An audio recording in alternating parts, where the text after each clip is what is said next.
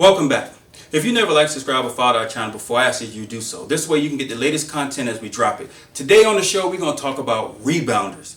It's one of the most important skills you need to gain if you're going to be in business, and maybe you don't want to be in business. It's a life skill that you need as well. Without being a rebounder, life can kind of suck. We don't want that to happen to you. So when we get back, let's jump right into this show today, the rebounders. How do you want to be remembered? At Customized Living Inc., we realize that long after the project is over, and long after the crews have gone home, our legacy remains, for it is built into every piece of the work that we do. Have you seen people rebound a basketball? Well, this here has to do with rebounding when it comes into conflicts and situations in your life. Rebounding is going to be a key, and there's 3 different points that you need to know if you're going to rebound.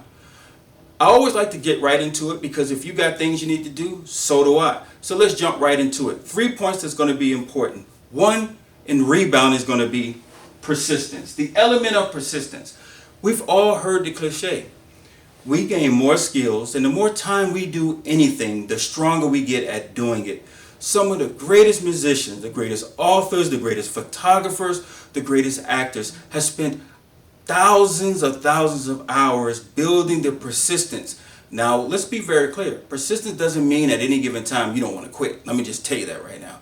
It means that when you do want to quit, you keep going. Climbing that mountain, trying to get to that next peak, you keep going. Learning how to ride a bike when you're a child and you fall off and the scars are hurt, you keep going. You find out there's a beautiful woman. You want to pursue her to marry her, and she says, nope, I'm not interested. You keep going.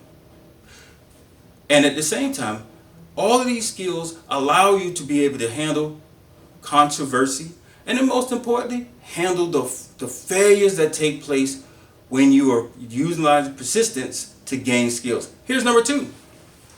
Hardship is a privilege. Now, you might have thought that hardship was a reality, say it's not fair. I need you to understand that hardship is a privilege. For those who cannot handle going through hardship, they lose a valuable skill that is needed in order to be successful when you're dealing with persistence. Hardship. Now, we know that this happens to be the situation. Any child is growing up right now in an unfavorable, unprivileged position, because that's what we're talking about, an unprivileged position where they don't have a lot of economic resources. Sometimes you call it a low-income area. Let me just explain to you. When it comes to having the ability to function as a child and go to a grocery store, go to a laundromat, go and cook on the stove, they are going to be more gifted than another 6-year-old, 8-year-old who lives in a privileged area where they don't have to learn those skills. Because the saying goes, those who are poor have to mature a lot earlier than those who are insecure around parents that keep them insecure. That's how it goes.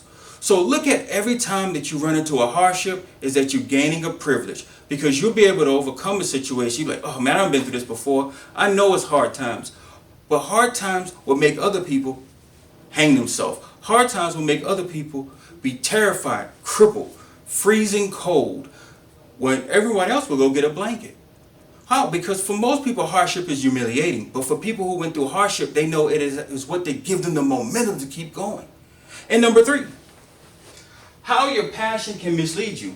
I think it's critical to always remember that passion at times can be deceptive, and it can put you in a situation where you believe that I'm following my passion, but my passion that I may have may not be associated with a standard that allows me to continue to pursue it. What do I mean? If my passion allows me to do something that I feel subjectively is very, very great, but it doesn't meet the standard to provide for my family, that's not a good passion. That's a prideful experience. See, starting a new business can be confusing, and not setting yourself up for success is an easy mistake to make. For example, an LLC is simple to set up, but do you know how it affects the taxes you pay? Or, what are the pros and cons of registering as a C Corp? How about this? Does registering a 501c3 mean you can never make money? At CFS Studios, we have the knowledge and experience to guide you. Call us today to schedule a meeting and get your business started on the right path. 402-804-3777, extension 700. Experience. See, you may say to yourself, no, because it goes persistence, then it goes to being able to understand that hardship is privileges. But it doesn't mean that I create hardships. I create hardships that actually make me underprivileged. Sometimes passion is things that people do that is dangerous. It makes no sense. It's subjective. It removes the standard for the family. It removes the standard for the parents. And I gain something out of it in spite of everyone else. See, I don't want to have a passion for something that has actually destructive behavior, which meant that at the overall, I need to lean up against people to supplement my recklessness because I know that I want to do something that doesn't pay the bills. One of the things that's interesting is if you ever study about Socrates and philosophy, you'll notice that they didn't really go to work. They walked around challenging and they were intellectuals, but they didn't generate money. All that intelligence, they actually died poor. We look at them today as great philosophers, but in reality, their passion was reckless and it was misleading. Regardless of what the academia has put on Socrates, the truth of the matter is that he was not profitable in his skills. He would walk around and ask questions. He would pose this.